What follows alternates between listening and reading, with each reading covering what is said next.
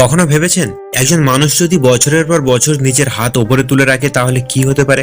শুধু কয়েক ঘন্টার জন্য রাখলে হাতে অসহ্য ব্যথা শুরু হয়ে যাবে, রক্ত সঞ্চালন কমে গিয়ে হাত ফুলে যাবে, তারপর ঝিঝি করে হাত অবশ হয়ে যাবে। যদি সেটা কয়েক মাস ধরে রাখেন তাহলে ধীরে ধীরে মাংসপেশি শুকিয়ে যাবে, হাতের জয়েন্ট শক্ত হয়ে যাবে, এমনকি হাত নামানোই অসম্ভব হয়ে পড়বে। এটাকে বলা হয় পার্মানেন্ট কন্ট্রাকচার।